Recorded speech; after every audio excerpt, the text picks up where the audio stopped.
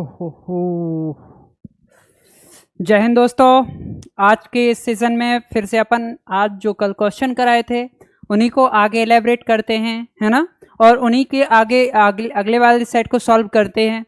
तो आज के सेशन में हम देखेंगे कि जितने भी क्वेश्चन आपने कल किए हैं सेम उसी टाइप के क्वेश्चन ये हैं, है ना।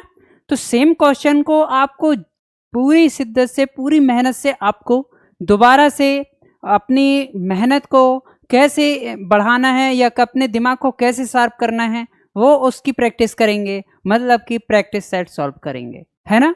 तो हम चलते हैं नेक्स्ट क्वेश्चनों पर और हम करते हैं आप आज उसके आगे सॉल्व, है ना। तो हमने जो कल क्वेश्चन पढ़े थे उसके आगे क्वेश्चनों को सॉल्व करने की कोशिश करेंगे, उसके अगले टाइप के क्वेश्चनों को समझाने की कोशिश करेंगे, अगले टाइप के सेट को सॉल्व करने की कोशिश करेंगे। उससे पहले कि मैं आपको बता देना चाहूँगा कि जो आपके क्वेश्चन जिनके आप रिप्लाई दे रहे हैं वो आपको रिप्लाई देना अति आवश्यक है और मतलब कमेंट करना अति आवश्यक है, क्योंकि हमें जानकारी नहीं लगती है। यदि आप कमेंट नहीं करते हैं तो हमें जानकारी नहीं लग पाती है कि आप हमसे कनेक्ट हैं या नहीं कनेक्ट हैं, या आप हमको देख रहे हैं या नहीं देख रहे हैं, ठीक है। और यदि आप हमसे कनेक्ट होते हैं तो हमको आंसर देने में, हमें आपको समझाने में आसानी होती है ना। तो इस बात का विशेष रूप से ध्यान दीजिएगा कि आप हमसे कनेक्ट रहने की कोशिश कीजिएगा, तभी हम आपको समझ पाएंगे, तभी हम आपको आंसरिंग कर पाएंगे, तभी हम आपको आंसर दे पाएंगे, है ना। तो चलते हैं आज के फर्स्ट क्वेश्चन पे। First question is this. इस क्वेश्चन का आंसर कौन देना चाहेगा फटाक से कमेंट में दे सकता है।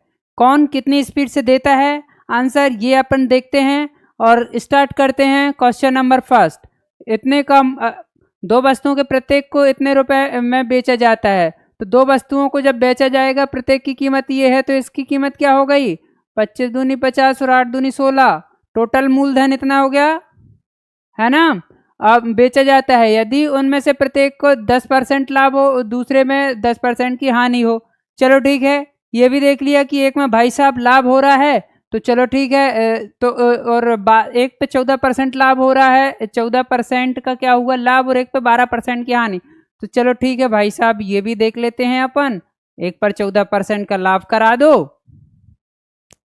है ना, और एक 2508 मल्टीप्लाई बाय 88 आएगा, हानि करा लो, है ना।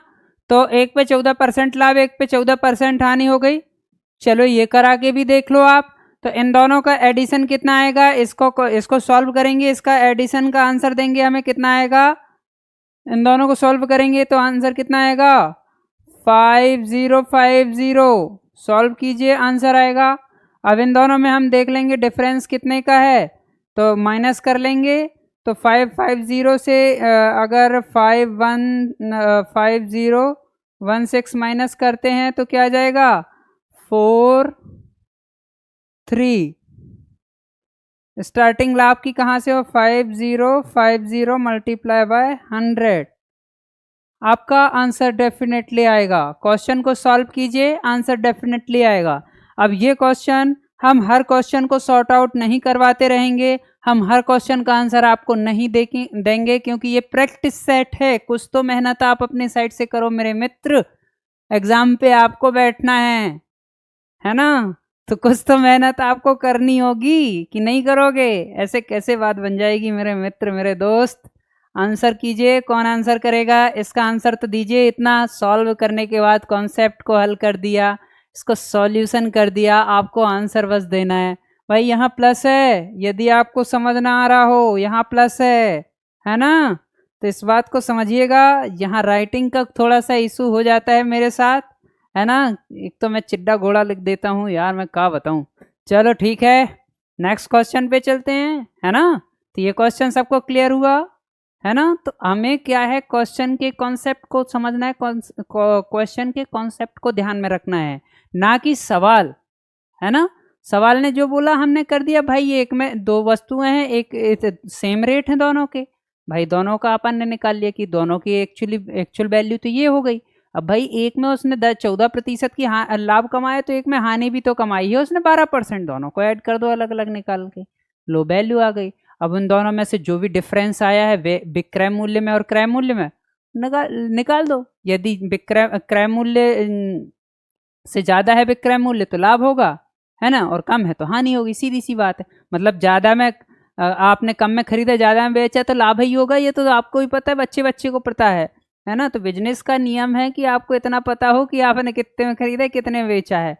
उनको चार्टेड अकाउंटेंट की जरूरत नहीं है, वो सब अलग अलग मैटर है फिर वो फाइनेंस वाला, है ना। तो एक जो अपना बिजनेसमैन है उसको 5वीं तक की मैथ्स की जरूरत होती है कि हमें केवल क्रय मूल्य पे लाभ कमाना है, बात खत्म। यदि आप में ये गट्स है तो आप निकल जाओ, आप कहीं भी जी सकते हो, है ना। तो अपना बिजनेस होता है, वो तो एक अलग कॉन्सेप्ट हो जाएगा। चलो back to the question, back to the pavilion, हम चलते हैं नेक्स्ट क्वेश्चन की ओर। Next question is this. इस क्वेश्चन का आंसर कमेंट कीजिए, कौन देगा।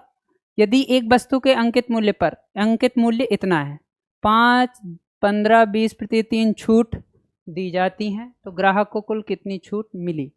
आंसर तो दीजिए जरा, आंसर तो दे दीजिए फटाक से, फटाफट आंसर तो दे दीजिए 2 मिनट में। लो सॉल्व कर दे रहे हैं हम। 95 मल्टीप्लाई बाय 100 भाई 85, 100 है मल्टीप्लाई बाय 80/100। सॉल्व तो कर दीजिए 2 सेकंड में फटाक से, और आंसर तो दे दीजिए, फटाक से सॉल्व कीजिए, आंसर दे दीजिए। देखिए हम क्रॉस मल्टीप्लिकेशन हम ये नहीं करेंगे क्योंकि ये प्रैक्टिस सेट है, मैं आपको बोलते ही जा रहा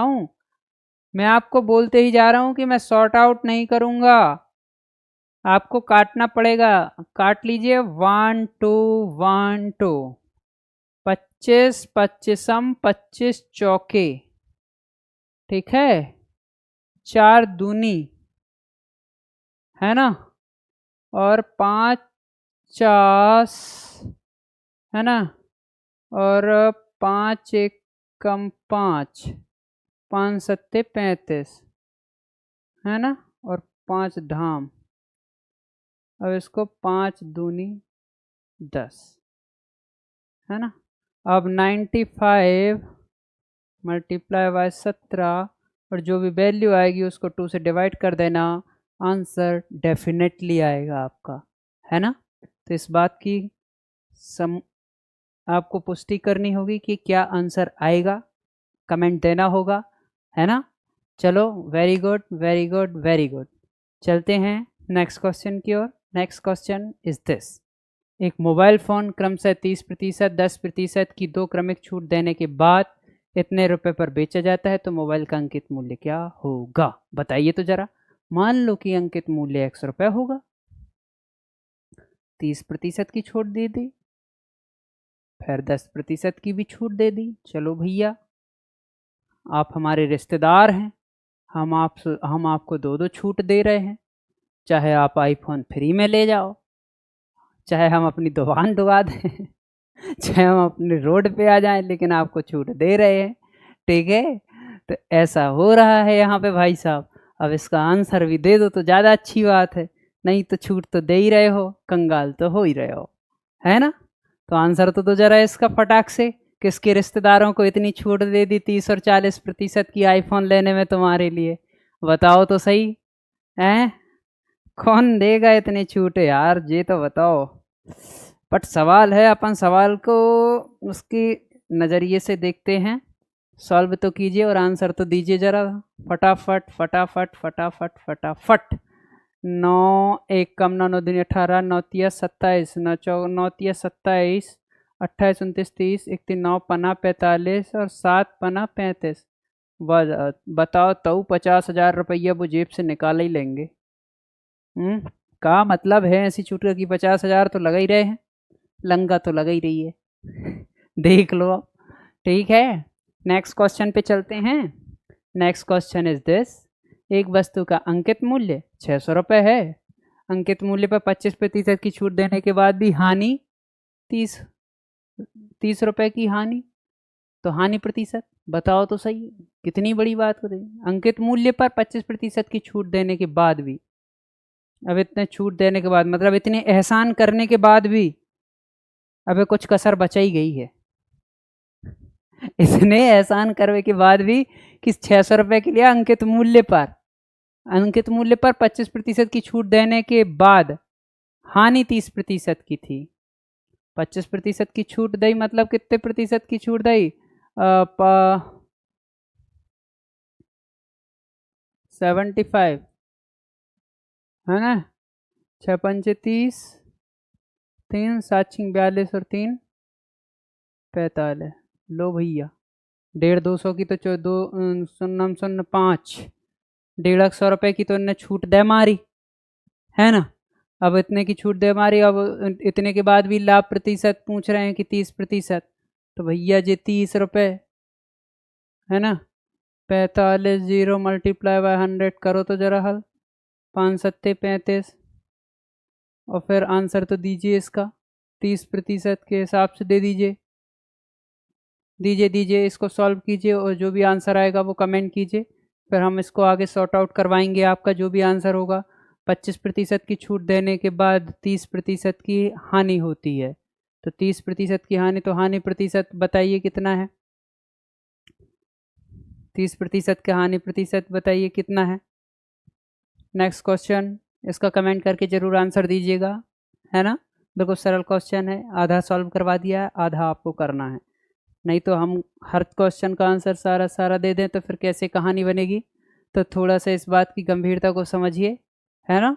नेक्स्ट क्वेश्चन पे चलते हैं। यदि एक साधारण ब्याज की वार्षिक दर 11% से बढ़ाकर 70.5% हो जाती है तो एक व्यक्ति की वार्षिक आय इतने रुपए तक बढ़ जाती है, तो उसकी राशि 5 वर्ष के लिए 10% की दर से साधारण ब्याज ज्ञात कीजिए। इस क्वेश्चन को सॉल्व कीजिए, इस क्वेश्चन का आंसर दीजिए। यदि इस क्वेश्चन का आंसर हम नॉर्मल रूप से दिए देते हैं, यदि आपने देखा है कि हमने क्या बताया था आपको सबसे पहले कि 17.5% 11% से बढ़कर मतलब कितना हो गया? 6 सही 1/2 हो गया, क्योंकि 6% के समथिंग हो जाएगा, 6.5 के समथिंग हो जाएगा ना।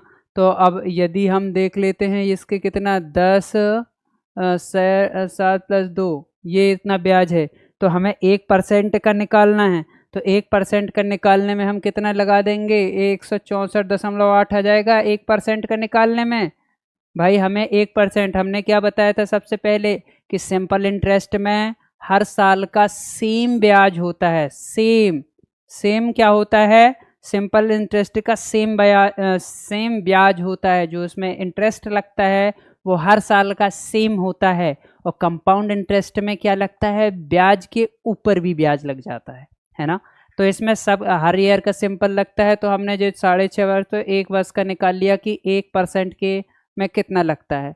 अब उनने क्या किया है 5 वर्ष तक कितने परसेंट? 10% तक 5 वर्ष तक, तो कुल कितने परसेंट ब्याज हो गया? 50%।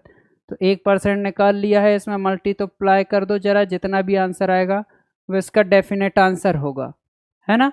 तो हम हर क्वेश्चन को सॉल्व नहीं कराएंगे, हर क्वेश्चन का आंसर आप ही को देना पड़ेगा। हम लास्ट तक सॉल्व करेंगे, क्यों? क्योंकि कुछ काम आपको भी करना है। हर क्वेश्चन का आंसर सीधे दे देने से कोई फ़ायदा नहीं है, क्योंकि आपकी प्रैक्टिस पे फ़र्क नहीं पड़ेगा। हम आपको कॉन्सेप्ट बता दे रहे हैं, मेथड बता दे रहे हैं सॉल्व करने का 80%। अब इतना तो आंसर तो आप भी निकाल सकते हैं, कुछ तो करिए आप बैठे बैठे, है ना।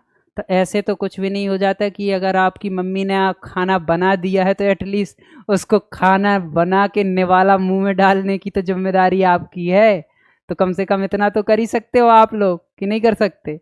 तो इतना तो आपको करना पड़ेगा ना, चाहे आप रो के करो, चाहे हंस के करो, चाहे जैसे करो, है ना। तो कम से कम आप मुंह में खाना तो डाल सकते हो निवाला बना के, कि वो भी मेरे को डालना पड़ेगा।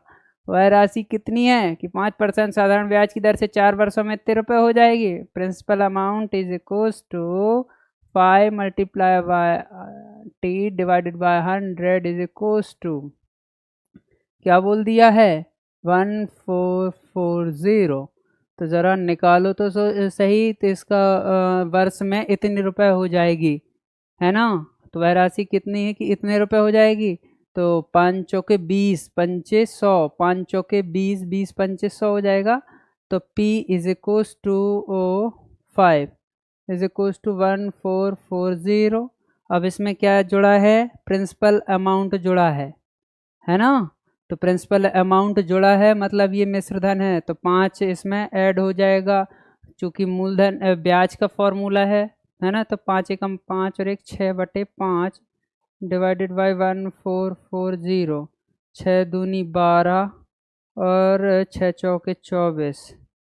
तो अब P इज इक्वस टू 5 का मल्टीप्लाई 5 चौक 20 का 0 सिल्क लाइन 2, 5 दूनी 10 और 2 12 आंसर होगा इसका, क्योंकि वो मिश्र धन था, और अगर वो मिश्र धन था तो फिर उसके हिसाब से वैल्यू आएगी आपकी, है ना। तो इसकी गंभीरता को समझना पड़ेगा कि आप सवाल कैसे सोल्व कर रहे हो, सवाल किस मेथड का सॉल्व कर रहे हैं, है ना। तो सवाल को आप जब सॉल्व करते हैं तो उसकी मेथड और उसकी प्रोसेस पे ध्यान देना है, ना कि सवाल पे, है ना। सवाल के कॉन्सेप्ट को ध्यान में देना है, और सवाल जब सॉल्व कर रहे हो तो आपका कंसंट्रेशन सीधा सवाल पे होना चाहिए, आजू बाजू की बातों पे नहीं, है ना। और कमेंट करते रहिए, इसके आंसर कमेंट कीजिए, है ना। कुछ टेक्निकल इशू हैं, कुछ टेक्निकल रीज़न है, तो इसके कारण हम आपको अभी हमें डिस्प्ले नहीं हो रहा है, लेकिन जैसे ही डिस्प्ले होते हैं मैं आपको क्लियर कर दूंगा, है ना। तो नेक्स्ट क्वेश्चन इज दिस। 31 दिसंबर इन्होंने अब नया पैटर्न निकाल दिया है। 31 दिसंबर 2007 से 31 अगस्त 2007 तक कितने महीने हो गए? दिसंबर 31 दिसंबर, जनवरी, फरवरी, मार्च, अप्रैल, मई, जून, जुलाई, अगस्त, 8 मंथ हो गए। 8 मंथ में कितनी अमाउंट ली है इनने? 3000 रुपये लिए है हमसे, है ना। और 8 मंथ के लिए ले लिया है इनने, वो तो दिख ही रहा है। और हिसाब कितने का है? 15% का, है ना, डिवाइडेड बाय 100। 8 मंथ के लिए लिया है, तो एक साल में कितने मंथ हो गए? 12 मंथ। निकालो तो सही इसका आंसर, कितना दे पाओगे आंसर इसका कि नहीं दे पाओगे?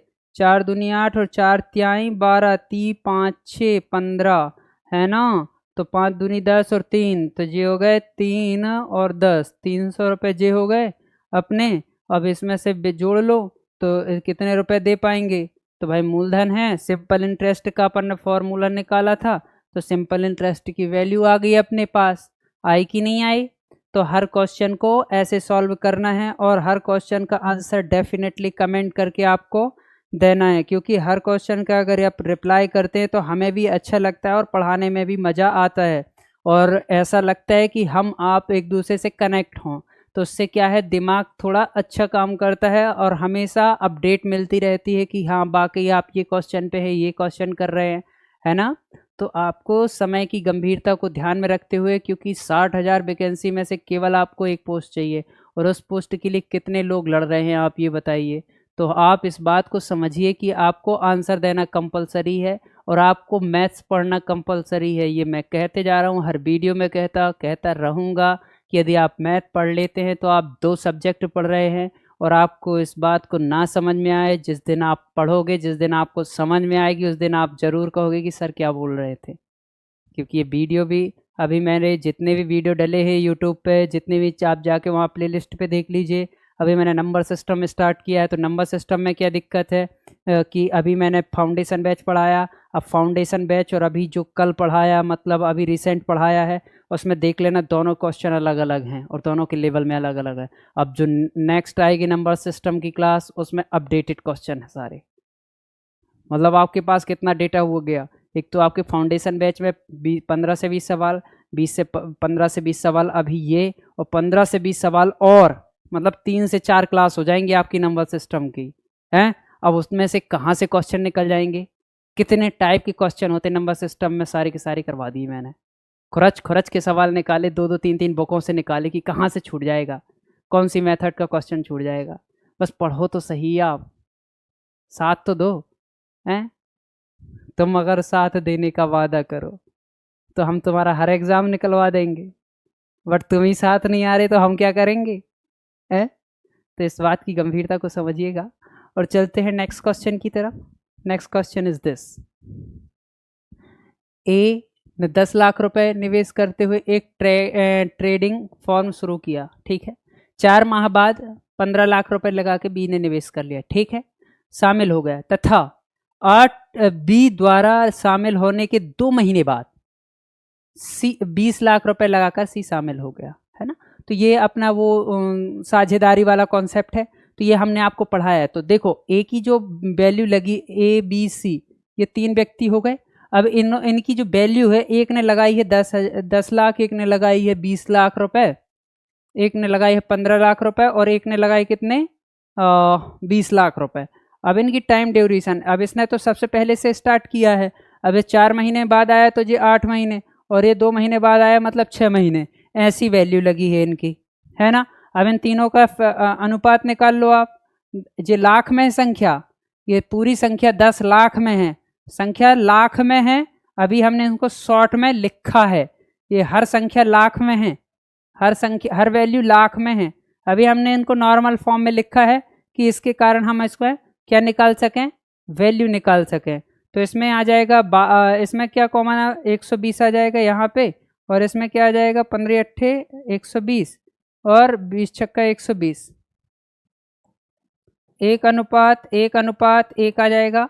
अब इसमें से जो भी लाभ की वैल्यू है, लाभ कमाया तो सी का हिस्सा कितना है, तो जो लाभ कमाया है, अब आप कैसे बोल दोगे, देखिए अगर वैल्यू ज्यादा है, यदि आप पैसे ज्यादा लगा के बिजनेस में शामिल होगे तो आपका लाभ का हिस्सा भी तो ज्यादा होगा।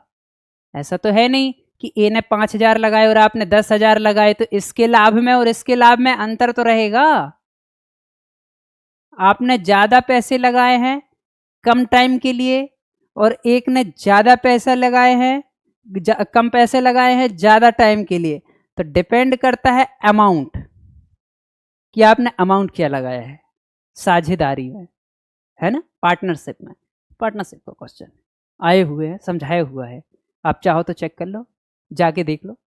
अगर ये क्वेश्चन ना मिले तो हम आपके जो कहेंगे वो हार जाएंगे। ये क्वेश्चन हमने आपको करवाए हुए हैं, हर एक क्वेश्चन करवाया हुआ है। गौरतलब है कि आप कितना रिवीजन करते हैं, कितना वीडियो देखते हैं, कितनी सटीकता से क्वेश्चन, कितना आप अपने प्रति ईमानदार हैं, हमारे प्रति नहीं, कितने आप अपने भविष्य के प्रति ईमानदार हैं। Depend on you. मेरे मित्र, मेरे दोस्त, इस बात की गंभीरता को समझिए, है ना, थोड़ा समझने की कोशिश कीजिए। ये क्वेश्चन आ गया 3 अनुपात, अब जिसकी वैल्यू पूछे तो 3 3 दूनी 6 कर दो, तो 2 लाख रुपए सबको बैठ जाएंगे आई थिंक, क्योंकि सेम ही तो है। कुछ अलग है क्या? सब तीनों को सेम वैल्यू मिलने वाली है, इससे कोई ज़्यादा फर्क है नहीं, लेकिन सवाल है, मेथड है, समझने की कोशिश कीजिए, है ना। अभी मैं इसको 10-10 12-12 लाख लगता है काटते फिरता, का मतलब है सवाल को जितना शॉर्ट कर सको उतना शॉर्ट, जितना सटीकता से लिख सको उतनी सटीकता से लिखने की कोशिश करो, है ना। चलते हैं नेक्स्ट क्वेश्चन की तरफ। नेक्स्ट क्वेश्चन इज दिस, ए तथा बी के अनुपात इतने, प्रारंभ किया तथा 4 महीने बाद सी और डी। अब देखिए हम इसको कैसे सॉल्व करते हैं। इसमें क्या लिखा है 3:8, ए अनुपात बी। अब इसने क्या लिख दिया है, सी ने बी के द्वारा निवेश किए गए राशि। अब सी ने बी को, तो हम ये भी तो कहते थे बी ने सी को, उसने उल्टा क्यों लिखा, क्योंकि इसको अभी हम अनुपात बना लेते, तो हमने इसको उल्टा लिख लिया। लो निकाल तो लो जरा, 4 तिया 12, 8 चौको 32, 8 तिया 24, ये हमने अनुपात का एन सिस्टम लगा के निकाल लिया। अब कुछ नहीं करना है, केवल मल्टीप्लिकेशन बस बचा है, तो कर तो लो जरा। अब इसमें क्या है, दोनों का राशि निवेश करने वर्ष के अंत में, अब ये वर्ष के अंत में 12 मल्टीप्लाई बाय 12, 32 मल्टीप्लाई बाय 12 और 28 मल्टीप्लाई बाय 24 मल्टीप्लाई बाय 8, है ना। 24 क्यों भाई, 24 मल्टीप्लाई बाय 8, क्योंकि इसमें 4 महीने के बाद की बात हो रही है ना। तो 8 मल्टीप्लाई बाय 12 मल्टीप्लाई बाय 8। अब इसको बीच में से भी काट सकते हैं कि 4 से काट लेते तो भी वही बात थी, तो चलो अभी काट लेते हैं। 12 12 12 से कट जाएगा, 12 एकम 12, 12 एकम 12, 12 दूनी 24। इसके बाद आई थिंक 4 से तो कट ही जाएगा, 4 एकम 4, 4 सत्ते अट्ठे 4 अट्ठे 32, है ना, और 4 दूनी 8 और 4, ऐसा कुछ आएगा। 8 4 12 और 1 13 हो जाएगा। अब इसको सॉर्ट आउट कर लीजिए और आंसर निकाल लीजिए, डेफिनेटली आपका आंसर आएगा, है ना। तो इस सवाल को सॉल्व कीजिए, जो भी आंसर आएगा वो देख लीजिएगा, है ना। 4 तिया 12, 3 4 3 12 है ना, तो 3 है, 12 1 12, 4 1 4, 4 3 12, है ना, 3। अब 8 4 12 और 3 15 हो जाएगा। इसको सॉल्व कीजिएगा, जो भी आंसर आएगा वो आंसर होगा इसका। इसको सॉल्व कीजिएगा और आगे इसका आंसर डेफिनेटली आएगा। इसमें x की वैल्यू निकल जाएगी। तीनों को जोड़ के इन्होंने क्या किया, तीनों सी, अब यदि c की वैल्यू इतनी है, अब c का मान क्या है, तो c a है, b है, c है। a को अच्छे से लिखे दे रहे हैं हम, जिसमें आपको कन्फ्यूजन किसी भी तरीके से ना हो, है ना। तो a की वैल्यू जो है, तो a की वैल्यू है ना, तो a की वैल्यू है, इसमें c की वैल्यू हमारे पास ये दी थी, तो 4 छिंग 24 है ना, 4 छिंग तो 6000 ये आ जाएगा यहाँ पे। अब 6000 आ गया तो मिलती है यदि सी की वैल्यू, तो सारी की वैल्यू कितनी हो जाएगी, 8 4 12 और 3 15 15 15 छिक्का 90 आंसर हो जाएगा, है ना। या इसके अलावा भी आप सॉल्व कर सकते हैं, जिसकी वैल्यू आपको पूछी जाए, है ना। तो आप इसका आंसर डेफिनेटली दे सकते हैं, जो भी आंसर इसका आएगा वो इसका आंसर होगा। ठीक है, चलते हैं नेक्स्ट 15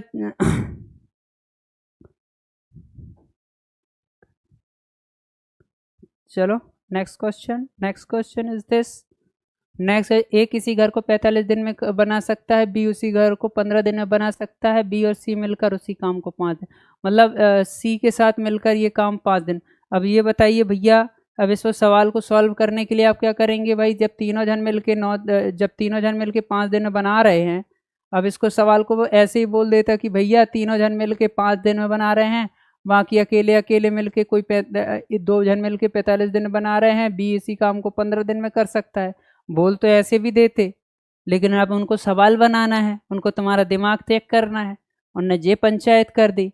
5 एकम 5 बचे 4, 5 अट्ठे 40 है ना, दूनी 15 छक्का 90 है ना, 10/90 1/10 9 इज द करेक्ट आंसर।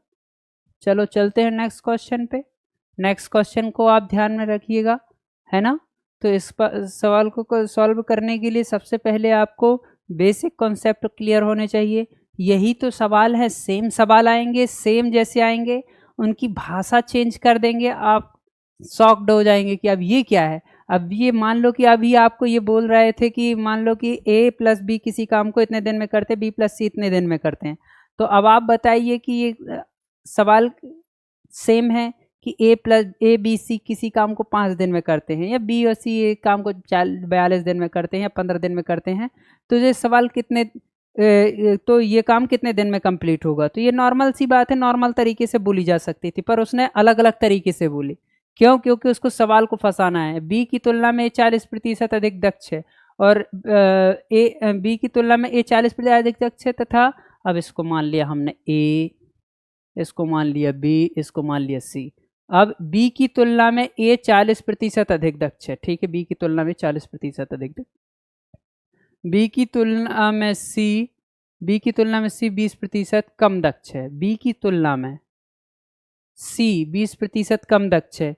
अब इसमें दो प्रकार के क्वेश्चन है, इसने एक को दक्ष ज़्यादा बता दिया, एक को दक्ष कम बता दिया। तो मान लो इसको 100 है, अब ये 80 कम है और एक 40 अधिक है। इन तीनों का उन्होंने आपको एलसीएम निकालने के लिए कंडीशन में बता दिया कि, तो अपने को इसकी कंडीशन पता लग जाए कि 7 5 और 4 है, 7 5 12 4 16 है ना, टोटल हो गया। अब इनने क्या बोल दिया है, यदि ए अकेले काम का 70% कितने दिनों में पूरा कर पाएगा। अब इनमें से आप वैल्यू निकाल सकते हो कि आप सवाल को पूछ लिया जाए कि सभी, तो 16 पंचे 80। यदि सवाल उसने क्या बोला है कि उतने समय 70% कितने दिन में पूर्ण होगा, तो आप 5 दिनों में पूरा कर सकते हैं।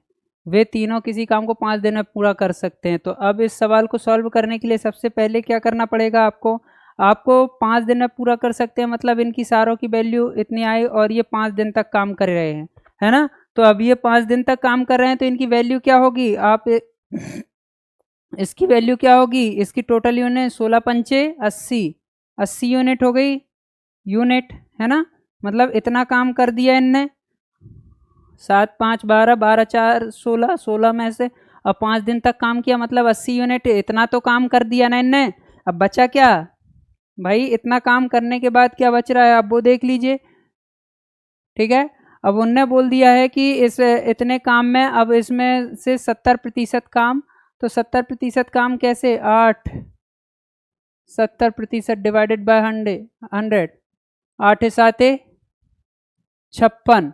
अब 56% 56 यूनिट। अब 56 यूनिट में से अब आप देख लीजिए कि 56 यूनिट उनने काम कर लिया, तो 56 यूनिट में अब उनने किसका पूछ लिया? सी का। सी उन्होंने ए अकेला कितने दिन में करे, तो ए की भी वैल्यू क्या है? 7। तो 56 डिवाइडेड बाय 7, 7 8 56, ए की कितने दिन में? 8 दिन में करने की हैसियत है। नॉर्मल क्वेश्चन है, इसमें दो चीज एक साथ ऐड कर दी उसने, परसेंटेज भी लगा दिया आपका और टाइम एंड वर्क भी लगा दिया। तो आपका कॉमन सेंस क्या बोलता है? सवाल को आप कैसे सॉल्व करते हैं, आपसे एग्जामिनर ये नहीं पूछेगा, आपसे एग्जामिनर ये पूछेगा what is the result. He wants result, he don't need process. उनको प्रोसेस से कोई मतलब नहीं। वो हमेशा आपसे रिजल्ट ही एक्सपेक्ट करेंगे और उनको रिजल्ट ही चाहिए। आपकी पंचायतें से उन्हें कोई लेना देना नहीं। आप हर क्वेश्चन का रिप्लाई दीजिए, क्योंकि आपके रिप्लाई नहीं आ रहे हैं तो आप रिप्लाई देते रहिए, आंसर देते रहिए। इस क्वेश्चन का आंसर जिस जिसका सही है वो आंसर दीजिए, है ना। और हर क्वेश्चन को सॉल्व करना जरूरी है, इसलिए आप इस बात को समझिए और आंसर दीजिए। नेक्स्ट क्वेश्चन, 10 पुरुष 12 महिलाएं एक काम को 10 दिन में कर सकते। 10 मेल एंड 12 फीमेल किसी काम को 10 दिन में कर सकते हैं, ठीक है। और 5 पुरुष 5 मेल एंड 2 फीमेल काम करने में कितने दिन लगाएंगी? काम कर सकते हैं, बताओ तो जरा यार। महिलाएं भी काम करेंगी, चलो ठीक है। तो महिलाएं एक महिला बराबर 12/10, एक male is equals to female. अब मेल की वैल्यू रख लो यहाँ पे, तो है ना। तो मेल की value 5 multiply by 12 10 female plus 2 female is equals to 5 2 जा और 2 6 जा, है ना। 5 दूनी 10 और 2 6 12, 6 और 2 8 फीमेल। मतलब 12 फीमेल किसी काम को 10 दिन में कर सकती हैं, है ना। तो कितनी? 8 फीमेल उसी काम को कितने दिन में करेंगे? एक दिन। 4 दूनी 8, 4 तिया 12 और 2 पंचे 10, 5 तिया 15 दिन में कर देंगे। और क्या दिन, कितने दिन में करेंगे? है 15 ऑप्शन में। अब ये क्वेश्चन किसको नहीं समझ में आया, ये मेथड किसको नहीं समझ में आया? इसमें कंपैरिजन मेथड है जो हमेशा से मैं करता आ रहा हूँ और बताते आ रहा हूँ। अभी तक ऐसा कोई सवाल नहीं गया जिसमें आपको बताया ना हो, हमने समझाया ना हो आपको, है ना। तो थोड़ी से सवाल सोते जागते करते रहिए, आपको कहाँ से कौन सा आंसर मिल जाए कोई ठिकाना नहीं है ना। तो आंसर को आप लालायत रहिए, उसको करने की कोशिश कीजिए, प्रैक्टिस कीजिए। जितनी ज़्यादा प्रैक्टिस करेंगे उतना ज़्यादा आपकी सेहत के लिए भी अच्छा रहेगा और आपकी प्रैक्टिस के लिए तो अच्छा रहेगा ही रहेगा, नो डाउट। ठीक है, तो नेक्स्ट क्वेश्चन की ओर चलते हैं। नेक्स्ट क्वेश्चन देखते हैं और फिर आगे बढ़ते हैं। नेक्स्ट क्वेश्चन इज एक व्यक्ति पहला भाग 80 किलोमीटर घंटे की, दूसरा भाग 120 की गति से तय करता है और 40 घंटे में इतनी दूरी तय होगी। ठीक है, चलो ठीक है। तो x किलोमीटर की स्पीड 80 की स्पीड से गए, है ना। 3840 माइनस x, भाई x किलोमीटर चल रहा है तो इतनी टोटल दूरी है, इतनी अब कितनी की स्पीड से जा रहा है? 120 की स्पीड से जा रहा है भाई साहब। 120 की टाइम कितना लग रहा है? 40 घंटा। सॉल्व कर लो, x की जो वैल्यू आएगी उसको निकाल लो और वो जो भी वैल्यू निकलेगी x की उसको 80 से डिवाइड कर लेना, आंसर आ जाएगा आपका। जो भी वैल्यू निकलेगी x की, तो यहाँ पे x की वैल्यू आएगी जो भी, उसको 80 से डिवाइड कर दीजिएगा, उसका आंसर आ जाएगा। अब वो कैसे करते हैं वो जिम्मेदारी आपकी है ना। तो इसको सॉल्व कीजिए, यहाँ पे 240 एलसीएम ले लीजिएगा, 240 इसका एलसीएम आएगा और इसके बाद इसको सॉल्व करने की कोशिश कीजिएगा। 8 या 24, 3x यहाँ पे आ जाएगा और फिर प्लस आ जाएगा 23840 minus X is equal to 40। तो नेक्स्ट लाइन क्या बनेगी, तो इसको 14 उस साइड चले जाएगा और इसको मल्टीप्लाई करेंगे तो जो भी वैल्यू आएगी फिर वो वैल्यू x के हिसाब से आएगी, फिर उसमें 80 का मल्टीप्लाई डिवीज़न होगा, डिवाइडेशन होगा। पूरा प्रोसेस मैंने बता दिया है, सॉल्व करना आपको है। पूरा क्वेश्चन हो गया है हल। x की वैल्यू निकालिएगा, x की वैल्यू जो भी वैल्यू आएगी उसका x की वैल्यू आएगी 920 है ना। अब इसको 920 में 80 का डिवाइडेशन करेंगे 920 का, तो 80 का डिवाइडेशन करेंगे तो कितने का, 9 एकम 9 9 8 दूनी 16, 8 एकम 8 8 दूनी 16, 8 चौको 32, 24 घंटे लगेंगे। नॉर्मल सी तो बात है, क्वेश्चन आपको सॉल्व करना है, मेथड आपको कवर अप करनी है। 10 किलोमीटर गति से कार्य करता है, x किलोमीटर की गति। अब 10 किलोमीटर गति से अपने कार्यालय जाता है और x किलोमीटर की गति से वापस लौटता है। बहुत वेरी वेरी वेरी, हमने इस क्वेश्चन को न जाने कितनी बार करवा दिए होंगे यार। x प्लस वाई, ये औसत चाल का सूत्र है, औसत गति निकालना है। इसमें 2 मान लिया कि 10 किलोमीटर की गति से जाता है और y की गति से आता है ना। तो x प्लस वाई और कितना टाइम लग रहा है उसको, टोटल गति 12, औसत गति 12 है। सॉल्व कर लीजिए, आंसर आ जाएगा ये 20y इज इक्वल्स टू, है ना। तो 10 है यहाँ पे, x की जगह पे 10 है, तो इस बात को समझिएगा, थोड़ा सा मिस्टेक हो गया था मेरे, सॉरी। तो 120 हो जाएगा यहाँ पे, प्लस 12 हो जाएगा यहाँ पे, है ना। अब यहाँ पे आएगा तो 8 हो जाएगा, 8y इज इक्वल्स टू 120, तो 8 से कट जाएगा, 8 एकम 8, 8 पंचे 40, y बराबर, ये आंसर हो जाएगा आपका, है ना, डेफिनेट आंसर होगा आपका। तो ऐसे सवाल सॉल्व करते रहिए, बिल्कुल सरल सरल सवाल हैं, बहुत सड़े सड़े सवाल हैं, इतने तो आपसे आना चाहिए। ये तो लेवल एक रेलगाड़ी का क्वेश्चन है, इसको देखिए 45 मिनट में 45 डिवाइडेड बाय 60, 15 × 45 और 15 × 60, है ना।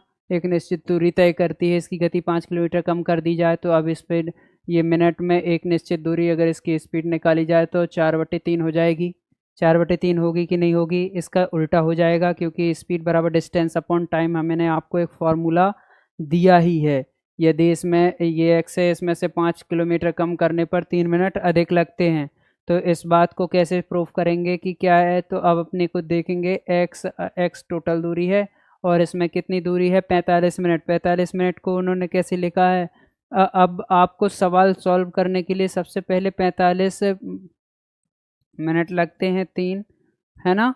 अब इसमें आपको मल्टीप्लाई करना है 60 का, क्योंकि आपको 1 आवर में कितने मिनट होते हैं वो आपको ध्यान रखने हैं। इसको सॉल्व कीजिए, जो भी आंसर आएगा वो इसका आंसर होगा। आई थिंक 60 के करीब इसका आंसर होगा। इसको सॉल्व कीजिए, आंसर डेफिनेटली आएगा।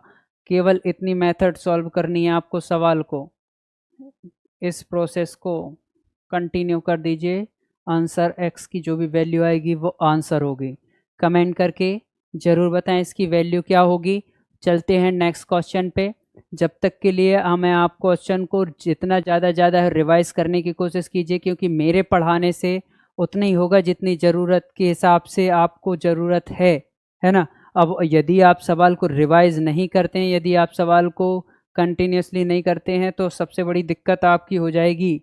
तो इस बात को समझिए, आप मेरे कहने का मतलब समझिए, मैं क्या कहना चाह रहा हूँ, मैं आपको क्या समझाना चाह रहा हूँ।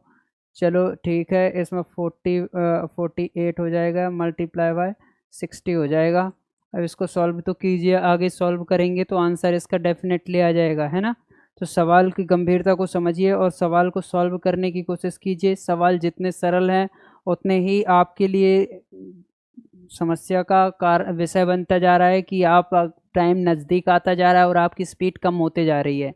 तो स्पीड को थोड़ी सा अपनी बरकरार रखें, है ना, और हमेशा थोड़ा जोश से काम लें कि हाँ हम सवाल सॉल्व कर रहे हैं, है ना, हम पढ़ रहे हैं, हम मैथ्स पढ़ रहे हैं।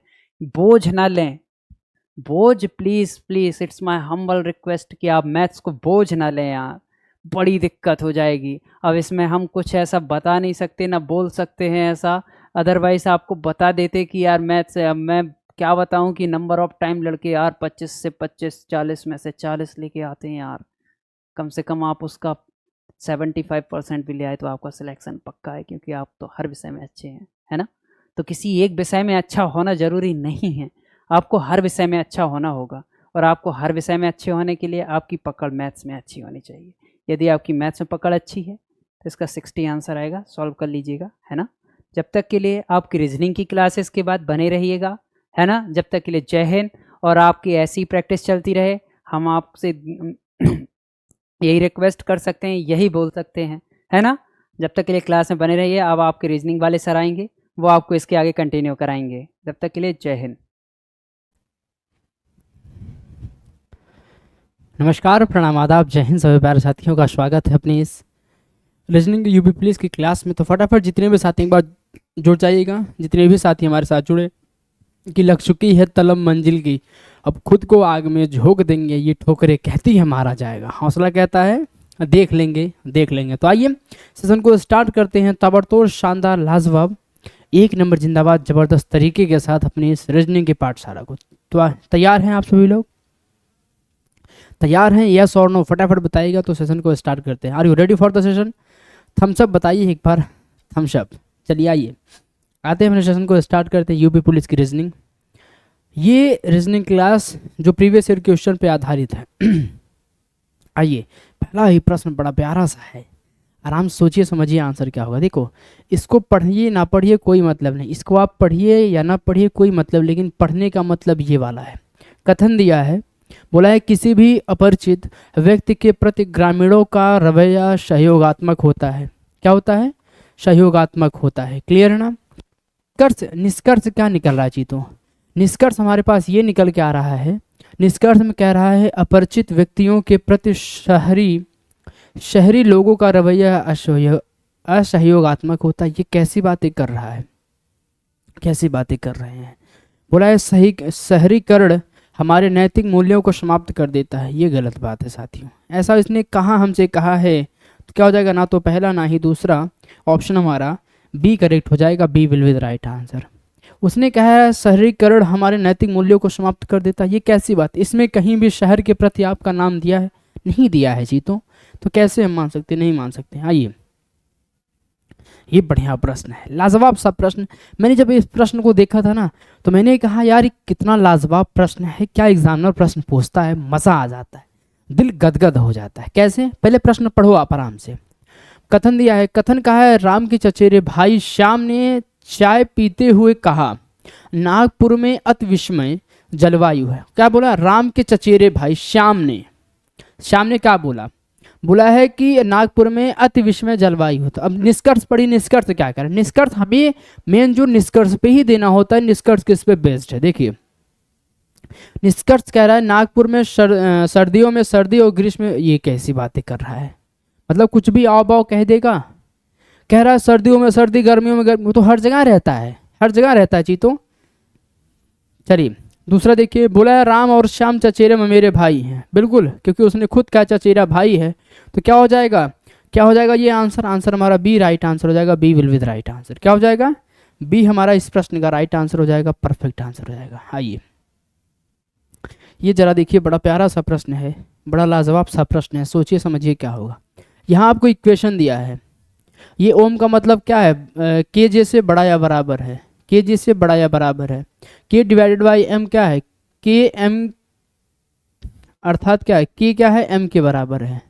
के क्या है? एम के बराबर है, ठीक है। और एन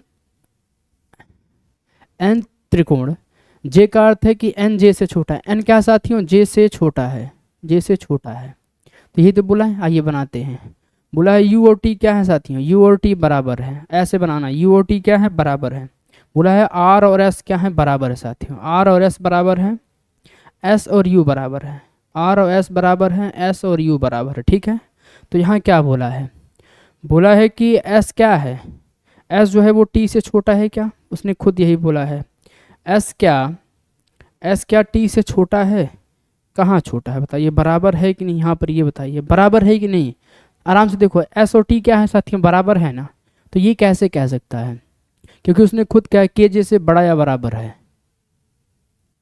अच्छा अच्छा, अभी समझे प्रश्न में क्या बोला है उसने। अब जितने भी साथी ये चक्कर में पड़े हैं, अरे गुरुजी ये तो बहुत बढ़िया प्रश्न है, उसने बोला है के जे से बड़ा या के क्या है साथियों, के जो है वो जे से बड़ा या बराबर है, ये बात उसने कही है। अभी ध्यान में आया। बोला है के क्या है, के डिवाइडेड बाई क्या है, के और एम क्या है, बराबर है। ये प्रश्न में है साथियों, बड़ा लाजवाब सा प्रश्न है। बोला है एन क्या है, एन क्या है, जे से छोटा है। एन क्या है साथियों, जे से छोटा है। ये बात बोली है उसने, ठीक है। यहाँ पर बनाते हैं प्रश्न को। ये कथन दिया यहाँ पर, कथन क्या दिया है, इसका मतलब क्या हो जाएगा, यू क्या है साथियों, यू क्या है, टी से बड़ा है। यू क्या है, टी से बड़ा है। फिर आर और एस क्या है, आर क्या है साथियों, एस से बड़ा। यहाँ बनाओ, आर क्या है साथियों, एस से बड़ा या बराबर है। आर क्या है, एस से बड़ा या बराबर है। और एस क्या है, एस जो है वो यू से बड़ा या बराबर है। और आर क्या है, इससे बड़ा या बराबर। देखो ये समीकरण आपका बनना चाहिए, ऐसे बनना चाहिए। बोला है एस, ये क्या बोला है, बोला है बोला है टी क्या है, टी जो है वो क्या है, वो एस से बड़ा है। क्या टी जो है वो एस से बड़ा है, नहीं, एस जो है वो टी से बड़ा है। मतलब ये समीकरण गलत हो जाएगा, पहला गलत हो जाएगा। एन जे से छोटा है, ठीक है। दूसरा बोला है आर क्या है, बोला है आर जो है वो यू से छोटा है। क्या यू से छोटा, नहीं, गलत बात है। दोनों के दोनों आंसर, ना तो पहला ना ही दूसरा ऑप्शन हमारा बी करेक्ट हो जाएगा। B will be the right answer. क्या हो जाएगा चीतों, बी हमारा राइट आंसर हो जाएगा, परफेक्ट आंसर हो जाएगा। क्लियर है ना, परफेक्ट है ना। देखा कहीं अगर गलत हो गया हो तो ध्यान से देखिएगा प्रश्न को, कहीं भी अगर मिस्टेक एक दो इधर उधर हुआ होगा तुरंत आप हमें बताइएगा साथियों।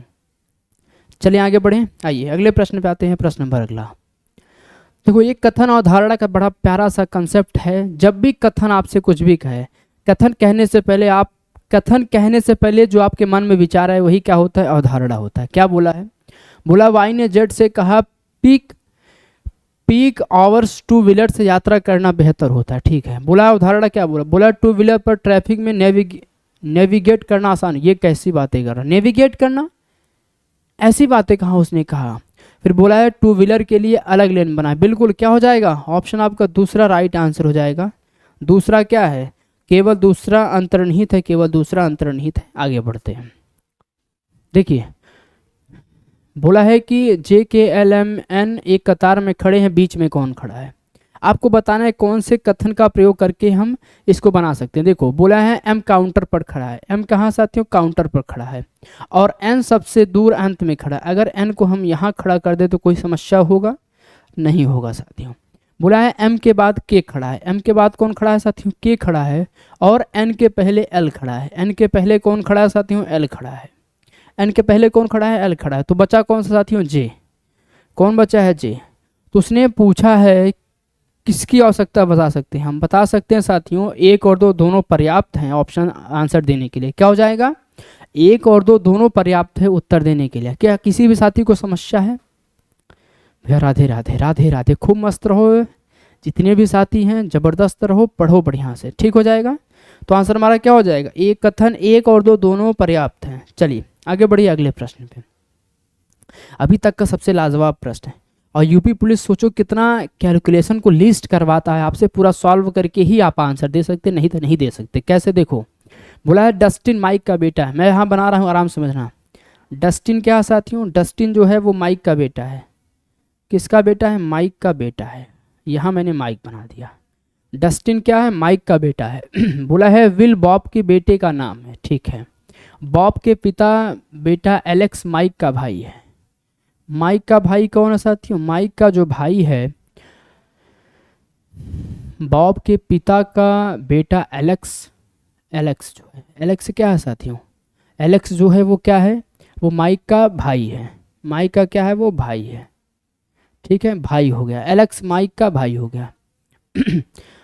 और यहाँ बोला है विल क्या है, बॉब के बेटे का नाम है। और यहाँ क्या बोला, बॉब के पिता का बेटा, मतलब बॉब के पिता का बेटा। बॉब के, यहाँ समझो, बॉब के पिता का बेटा एलेक्स। एलेक्स कौन हो जाएगा, वो उसका बेटा है, ठीक है। और क्या बोला, विल बॉब के बेटे का नाम, विल क्या है साथियों, विल क्या है, जो विल है वो क्या नाम है, वो उसके बेटे का नाम है। अब यहाँ से बात हमसे पूरा पूछा है, डस्टिन का विल से क्या संबंध है, डस्टिन का विल से, जरा आंसर करो सभी साथी, बताओ डस्टिन का विल से क्या संबंध है, यही आप सभी से पूछा है। ये इसका पिता, तो ये क्या हो जाएगा, इसका भी पिता हो जाएगा ना क्या नाम लिखा है इसका, माइक, ठीक है। तो ये क्या हो जाएगा, इसके पिता का भाई का बेटा हो जाएगा, क्या हो जाएगा, पिता के भाई का बेटा, इसके पिता के भाई का बेटा हो जाएगा, क्या हो जाएगा, इसके पिता के भाई का बेटा हो जाएगा। डस्टिन का विल से पिता के भाई का बेटा, ऑप्शन हमारा कौन सा सही है, ऑप्शन हमारा डी राइट आंसर है, D will be the perfect answer. क्या हो जाएगा, वो उसके पिता के भाई का बेटा, ये इसका पिता, पिता के भाई का बेटा हो जाएगा डस्टिन। क्लियर है ना, परफेक्ट क्लियर है। चलिए आगे चलते हैं अगले प्रश्न पे। प्रश्न को पहले सॉल्व करो, देखो कैसे क्या होगा। अब यहाँ देखो बड़ा प्यारा सा प्रश्न है, बोला है लीला ने अपने दोस्तों से 2 लड़कियों का परिचय अपने पिता की एकमात्र बहन की बेटियों के रूप में कराया। अब देखो इसमें आपको पेन चलाना होगा, नहीं चलाना होगा। अरे उसने क्या बोला, यहाँ मैं लीला मान लेता हूँ, देखो यहाँ पर लीला हो गई, लीला ने अपने दोस्तों से 2 लड़कियों का परिचय, 2 लड़कियों का परिचय, यहाँ एक कोई ये है कोई ये है, 2 लड़कियों का परिचय अपने पिता की बहन, अपने पिता की बहन मतलब हमारी क्या हो जाएगी, ये बुआ हो जाएंगी। कौन हो जाएंगी, बुआ। और बुआ क्या है, ये दोनों बेटियां, तो वो क्या लगेंगे हमारे, चचेरे ममेरे फुफेरे भाई बहन लग जाएंगे। ऑप्शन हमारा क्या हो जाएगा, ऑप्शन हमारा बी राइट आंसर है, B will be the right answer. Leela और लड़कियां क्या हैं, चचेरी ममेरी फुफेरी भाई बहन है। क्लियर है ना, क्लियर है। तो ऐसे प्रश्न को सॉल्व करो ना, ताकि देखने वाले को लगे बंदा गजब प्रश्न को टच करता है यार, ऐसे भी हो सकता है, ये ऐसे भी हो सकता है, बिल्कुल हो सकता है साथी। आइए देखिए, बोला है तो परिवार में कितने सदस्य पुरुष हैं, और देखो 6 व्यक्ति P Q R S T और यू एक परिवार में है, पी व आर एक विवाहित जोड़ा है, देखो पी व आर क्या है, एक विवाहित जोड़ा है। अभी हमें नहीं पता इसके बारे में कौन क्या है, ठीक है।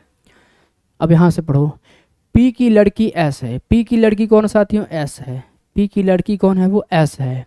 आर का पुत्र क्यों है, आर का पुत्र कौन साथियों, क्यों है, आर का पुत्र कौन है, वो क्यों है, ठीक है, क्यों है। लेकिन क्यों की माता आर नहीं, क्यों की माता आर नहीं, तो इसका मतलब क्या है, ये इसका पिता हो जाएगा और ये इसकी क्या हो जाएगी, पत्नी। ये क्या हो जाएंगे आपस दोनों में, हस्बैंड वाइफ। ये इसकी पत्नी हो जाएगी, ये इसका पति हो जाएगा, ठीक है। आर का भाई टी है, आर का भाई कौन है साथियों, टी है, आर का भाई जो है वो टी है, आर का भाई टी है। यू एस का भाई, यू क्या है साथियों, एस का भाई है, यू जो है वो क्या है, वो एस का भाई है। यहाँ से बन गया। तो बोला है तो परिवार में कितने सदस्य पुरुष हैं, पुरुषों की संख्या आप सभी से वो पूछ रहा है। क्या पूछा है, तो परिवार में कितने सदस्य पुरुष होते हैं, 1 2 3 4, कितने सदस्य हैं साथियों, 4 हैं, 4। पी की लड़की एस है, ये भी हो गया, ये दोनों फीमेल हैं और सभी के सभी क्या है, मेल है। कितने सदस्य थे, 6, 1 2 3 4 5 6 हो गए। कितने पुरुष हैं साथियों, 4 पुरुष हैं, 4। ऑप्शन हमारा बी राइट आंसर हो जाएगा। है ना क्लियर, बोलो ना कि है कि नहीं, अब ये बताओ। परफेक्ट क्लियर है। चलिए आइए आगे चलते हैं अगले प्रश्न पे। प्रश्न नंबर अगला ये रहा, देखिए अभी तक का सबसे लाजवाब प्रश्न है, करके जरा सभी हमें बताइए क्या होगा आंसर, सोचो समझो आंसर करो क्या होगा। पेनिसुएला क्या बोला है, पीई। जब भी ऐसा प्रश्न है तो इसका नंबर लिख लो, 16 5 14 9 14 19। नंबर याद होगा तो हवा कर दोगे इसको, 12 12 के बाद कितना है, 1 जोड़ो सभी कितना आएगा, 6 5 11 11 4 15 15 9 कितना हो जाएगा, 15 9 24 24 और 28 28 और 9 37 37 1 38 38 2 38 2 40 40 1 41 का 1 हासिल 4 हो जाएगा, हासिल 4 हो जाएगा। 4 कैरी में पकड़ के रखना, 1 2 3 4 4 2 6 6 1 7 7 4 कितना हो जाएगा, 11 हो जाएगा। सभी को जोड़ोगे तो कितना आएगा, मुझे क्यों ऐसा लगा, क्योंकि इन सभी को जब आप टोटल जोड़ेंगे तो कितना आएगा, 111 देखिए आया है।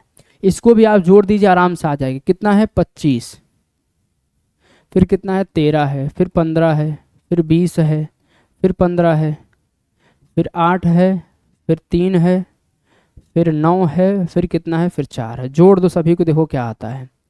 5 5 10, 5 15, 15 3 18, 18 8 26, 26 और 4 30, 30 9 29 के, ये तो मामला गड़बड़ हो जाएगा। फिर तो मामला गड़बड़ हो जाएगा। क्या मैंने कुछ गलत लिख दिया इसमें? जोड़ो सभी को एक बार। 4 हो गया, 9 हो गया, 3 हो गया, 8 15 20 15 13, सही तो है। 5 3 8, 8 5 13, 13 5 कितना हो जाएगा, 18, 18 8 26, 26 3 कितना हो जाएगा, 29, 26 3 29, 29 9 कितना हो जाएगा साथियों, 29 9 38, 38 4 कितना हो जाएगा, 38 4 हो जाएगा 42, 42 का 2 हो जाएगा। और जब 2 हो जाएगा, देखिए 2 सब में है, तो हासिल कितना हमारे पास 4 है। ये अलग से 4 पकड़ के चलना। अब देखो 2 1 3 4, 4 2 6, 6 1 7, 7 4 कितना हो जाएगा, 11 हो जाएगा।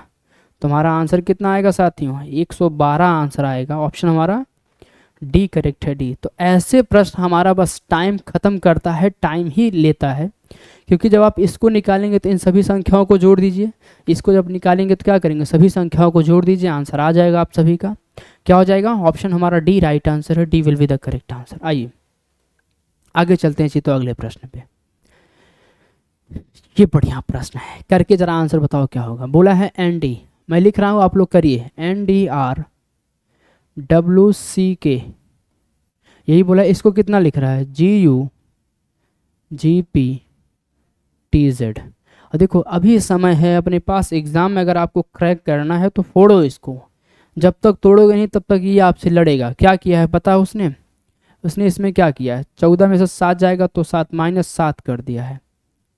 यहाँ से क्या किया इसने इसमें क्या माइनस किया, ये हो जाएगा कितना आपके पास, ये हो जाएगा 30, 30 में से 7 गया कितना आ जाएगा साथियों, 30 में से 9, -9 किया है। फिर यहाँ से कितना घटाया है साथियों, 18, मतलब 15 घटा दिया। इसमें से कितना घटा दिया, 18 में से 15 जाएगा, कितना बचेगा, 7 बचेगा। यहाँ आओ, यहाँ क्या किया है, 23, 23 में से कितना घटा दिया, 23 में से 7 घटा दिया है ना, 23 में से 7 घटाए कितना बचेगा, 16। फिर यहाँ देखो, यहाँ कितना है, यहाँ पर आपके पास है 29, 29 में से 9 गया तो कितना बचेगा साथियों, 29 में से 9 जाएगा तो कितना बचेगा हमारे पास, 20 बचेगा। फिर आगे बढ़िए, ये कितना है, अगर ये आता है 30 पे तो ये 30 से कितना ज़्यादा है साथियों, 7 जाता है, 30 7 37, 37 में से अगर आप 9 घटाएंगे कितना बचेगा बताइए, 37 में से जब आप 9 घटाएंगे तो 26 आएगा कि नहीं, प्रॉपर आएगा बिल्कुल। तो -7 -9 -15 -7 -9, ये पैटर्न चल रहा है। आइए देखिए इसको निकालते हैं क्या आएगा। अगर हम यहाँ -7 कर दें तो 13 में से 7 जाएगा कितना बचेगा, 13 में से 7 जाएगा तो 6 बचेगा, मतलब एफ होना चाहिए। 20 में से 9 जाएगा कितना बचेगा, 11, मतलब के होना चाहिए। सॉरी 9 घटाया है, सॉरी 9 घटाया तो कितना आना चाहिए, 11 आना चाहिए।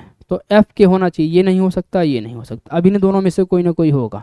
फिर कितना घटाया, 15। अगर यहाँ से अगर आप 15 घटाते हैं, 19 में से अगर आप 15 घटाएंगे कितना बचेगा बताइए ज़रा हमें। हाँ साथियों, 19 में से अगर आप 15 घटाएंगे तो कितना बचेगा हमारे पास, यहाँ पर 19 में से 15, 4, 4 का मतलब क्या हो जाएगा, डी।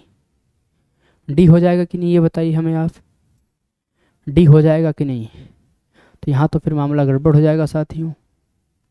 हाँ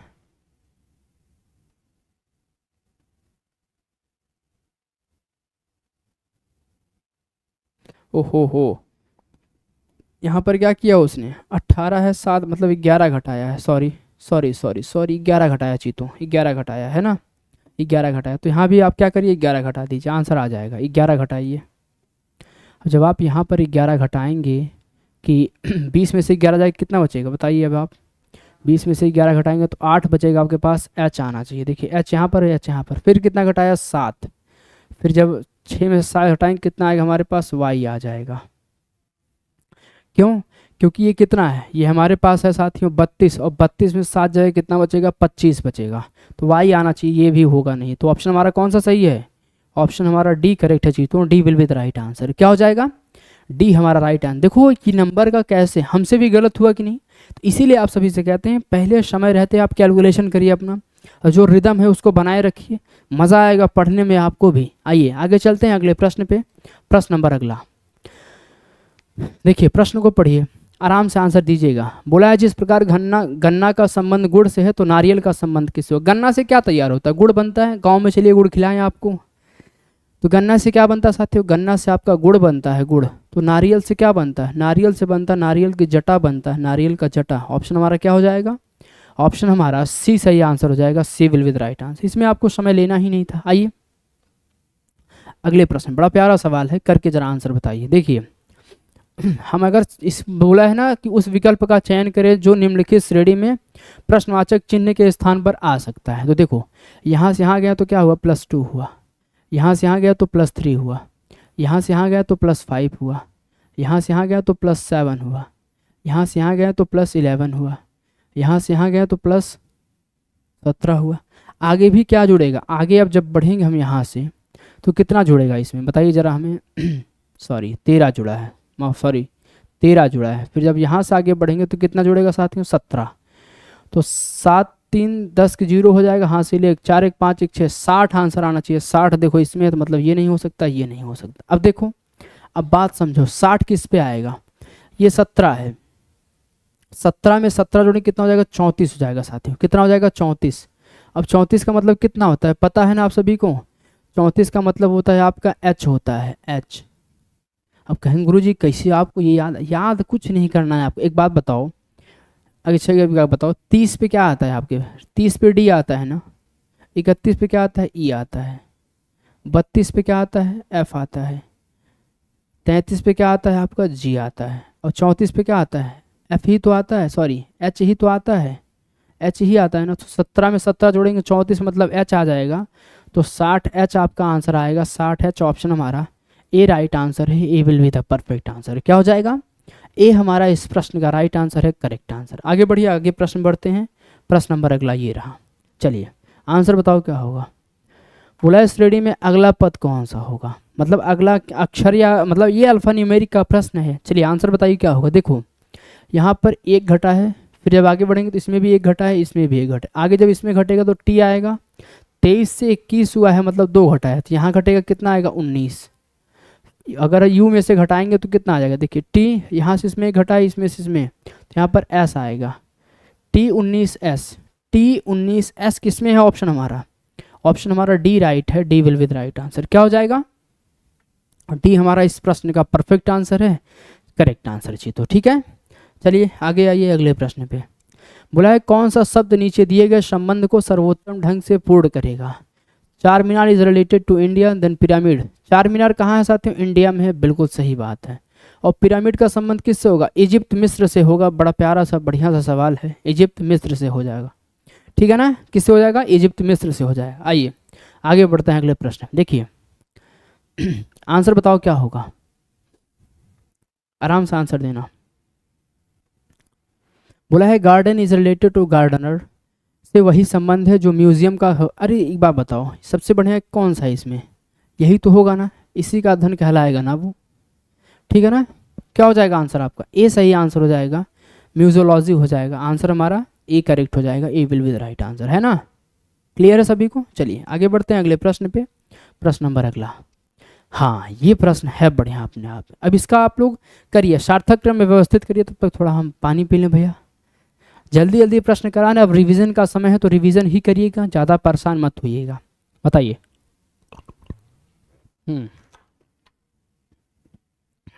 सोचिए सोचिए आंसर क्या होगा, बताओ। सबसे पहले आपको क्या होगा, सबसे पहले आपको रोग होगा, मतलब ए होगा। फिर क्या होगा, रोग क्या होगा, वो संक्रामक हो जाएगा, ठीक है, सी आ जाएगा। फिर क्या करेंगे आप, उसका उपचार करेंगे, मतलब बी करेंगे। फिर क्या होगा आपका, स्वस्थ क्या होगा, लाभ होगा। स्वस्थ क्या होगा, लाभ मतलब डी हो जाएगा। फिर क्या होगा आपको, रोग निदान हो जाएगा, मतलब आपको रोग से मुक्ति हो जाएगी, आप ठीक हो जाएंगे। तो ए सी बी डी ई, ए सी बी डी ऑप्शन हमारा कौन सा सही है, ऑप्शन हमारा साथियों बी सही है, B will be the right answer, है ना। आइए आगे चलते हैं अगले प्रश्न पे। प्रश्न नंबर अगला देखो क्या बढ़िया सा प्रश्न है। बोला है, उसने बोला है कि कौन सा खेल दो खिलाड़ियों या टीमों के बीच नेट लगाकर नेट लगाकर कौन सा खेला जाता है? बैडमिंटन खेला जाता है। तो बोला हॉकी को मेज कहा जाता है और बास्केटबॉल को बेड, बैडमिंटन को स्टूल कहा जाता है। तो बैडमिंटन क्या कहा जाता है? स्टूल कहा जाता है, स्टूल।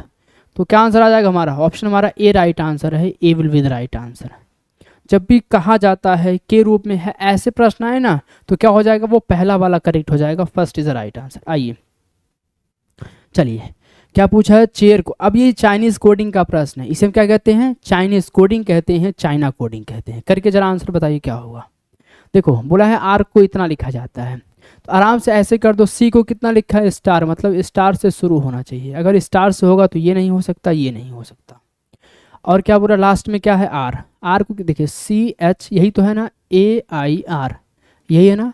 आर को कितना बोला है? आर को एट द रेट, लास्ट में क्या आना चाहिए? At the rate. ऑप्शन के साथ चलना, ऑप्शन हमें खुद ब खुद बताएगा कि हमें यहाँ से सॉल्व करो। ऑप्शन हमारा सी करेक्ट हो जाएगा, C will be the right answer. पूरा बनाने की आवश्यकता ही नहीं है। अगर आप यही अप्रोच अगर आप एग्ज़ाम हॉल में लगाओगे ना, तो मज़ा आ जाएगा, कुछ भी नहीं दिक्कत होगा। आइए आगे चलते हैं अगले प्रश्न पे।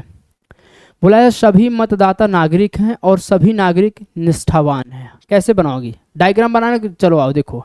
सभी मतदाता, सभी मतदाता क्या है? नागरिक हैं। और सभी नागरिक क्या है? निष्ठावान है। सभी नागरिक क्या है? निष्ठावान है। ठीक है, सभी मतदाता क्या है? नागरिक हैं और सभी नागरिक क्या है? निष्ठावान है। चलिए ये बन गया इतना। बोला है सभी निष्ठावान नागरिक हैं, सभी निष्ठावान नागरिक, कभी भी सभी के साथ वो अंतर नहीं जा सकता। बोला है सभी मतदाता निष्ठावान है, सभी मतदाता निष्ठावान है। बिल्कुल सही है साथियों, सही है। बोला सभी नागरिक मतदाता नहीं हो सकता, सभी निष्ठावान मतदाता नहीं हो सकता। क्या हो जाएगा आंसर हमारा? केवल और केवल बी ट्रू हो जाएगा, B will be the right answer. ऐसे प्रश्न को ऐसे सॉल्व करोगे। होता है ना कि जब घी सीधे उंगली से नहीं निकलता तो टेढ़ा करना पड़ता है। तो अगर आप प्रश्न को बनाना चाहोगे तो ऐसे बनाना ताकि आपका गलत ना हो प्रश्न। चलें आगे, आइए, नहीं तो सब गुड़ गोबर हो जाएगा और समझ में भी नहीं आएगा। और देखो कथन दिया है, कथन में, हाँ ठीक है, कथन देखो, कथन में क्या बोला है? कथन बोला है एक नोटिस दर्शाता है कूड़ा मत फैलाओ, कृपया कूड़ेदान का प्रयोग करें। एक कथन है, एक कथन है किसी कंपनी के द्वारा, या जैसे नहीं होता कि पेशाब करना मना है, लेकिन जहाँ मना है वही लोग करते हैं, वही करते हैं, वही उसी प्रकार यहाँ एक नोटिस दिया गया। क्या कहा गया है? बोला है एक नोटिस दर्शाता है कूड़ा मत फैलाओ, कृपया कूड़ेदान का प्रयोग करें। देखो बोला है लोग अक्सर निर्देशों का पालन नहीं करते। कैसी बातें कर रहे हो? लोग नोटिस पढ़ते हैं और निर्देशों का पालन करते हैं, बिल्कुल करते हैं, तभी तो उसने कहा है केवल और केवल क्या करेगा? ऑप्शन हमारा डी करेक्ट हो जाएगा, D will be the right answer. कभी भी जब भी आप चाहे जब आप प्रश्न को पढ़ें तो कथन क्या होगा? निष्कर्ष का 100% पालन करना चाहिए, सरकार के हित में रहना चाहिए, पॉजिटिव हमें कंक्लूजन देना चाहिए। ठीक है, आइए आगे बढ़ते हैं अगले प्रश्न पे। हाँ ये प्रश्न, ये पजल का प्रश्न है, आप लोग लगाइए। बोला है निम्नलिखित सूचनाओं पर विचार करें और उन पर आधारित सवालों के जवाब दे। 6 बच्चे जे के एल एम एन और ओ की ना पसंद व नापसंद दी हुई है। एक बच्चे को एक सब्जी और एक फल ही पसंद है। आइए बनाते हैं, आराम से बनाइएगा सभी साथी, ताकि आपको भी मज़ा आए प्रश्न को पढ़ें। और जब तक आप प्रश्न को इंटरेस्ट के साथ नहीं पढ़ेंगे तब तक मज़ा नहीं आएगा। चलिए आइए देखिए कैसे होगा, ये देखिएगा, तब आप प्रश्न को बना पाओगे। ठीक है, आराम से देखना बस।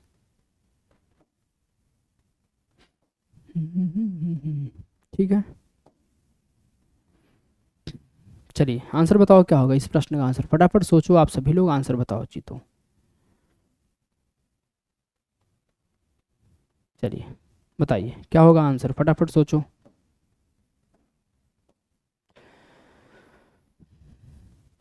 बताइए, सोचो सोचो सोचो, आंसर क्या होगा, फटाफट बताओ हमें। अब यहाँ मैंने इन 6 व्यक्तियों को हमें क्या करना है? बैठाना है। अब जब 6 व्यक्तियों को बैठाना है, कहीं ना कहीं इनकी हमें पूर्ति भी करनी होगी।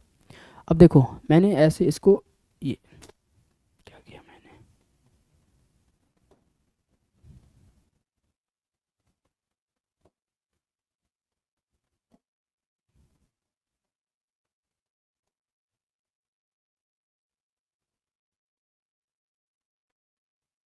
ठीक है ना? अभी अभी क्लियर है? चलिए आइए, यहाँ पे मैं इसको ऐसे बना दे रहा हूँ, कोई समस्या नहीं है। चलिए अब देखिए उसने क्या बोला है, बोला है कि 6 बच्चे, यहाँ पे मैं लिख दे रहा हूँ बच्चों की संख्या। आराम से समझना बस, ये बच्चों की है, ये क्या है, ये सब्जी है एक तरफ, आराम से समझना इसको, सब्जी है, और ये क्या है, ये फल है साथियों, ये क्या है, ये फल है। ये बच्चे हैं, ये सब्जी है, ये फल है, ये आपको समझना होगा आराम से, आराम से समझिएगा तभी आपको समझ में भी आएगा। अब देखिए बोला है एम को पत्ता गोभी पसंद है लेकिन आलू बुखारा व संतरे नहीं है। जो नहीं पसंद है उसको अलग करना। देखो अब मैं यहाँ बना रहा हूँ आप सभी के लिए, आराम से समझना बस। एक,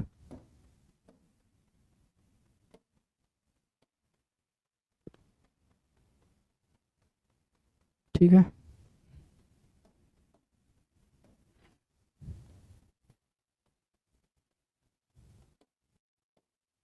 जितने भी व्यक्ति बैठे हैं सभी को बैठाओ आराम से, कोई समस्या नहीं होना चाहिए। जितने भी साथी बैठे हैं सबको बैठाओ, 6 हैं, 6 को बैठाओ। कोई समस्या हो तो आप तुरंत हमसे बताइए, सर जी इसमें ये नहीं बैठ रहा है, ये कहाँ बैठेगा, ये भी आप हमसे पूछ सकते हैं, लेकिन आपको पूरा बैठाना होगा। 1 2 3 4 5 6, ठीक है। एक व्यक्ति और बैठा दो, बस हो जाएगा पूरा प्रॉपर पूरा। चलिए ये हो गया टोटल कंप्लीट। अब देखो यहाँ से प्रश्न, जो भी नेगेटिव हो उसको हटा देना, जो भी नेगेटिव हो ना उसको हटा देना आराम से। यहाँ से देखो, अब यहाँ से मैं बना रहा हूँ, क्या बोला है, एम को पत्ता गोभी पसंद। अगर मैं एम को यहाँ पर रख दूँ, उसे क्या साथी हूँ, उसे पत्ता गोभी पसंद है,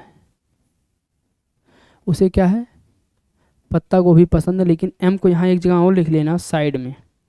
और क्या बोला है, एम को क्या बोला है, एम जो है उसको क्या नहीं पसंद है साथियों, एम को जो है वो आलू बुखारा,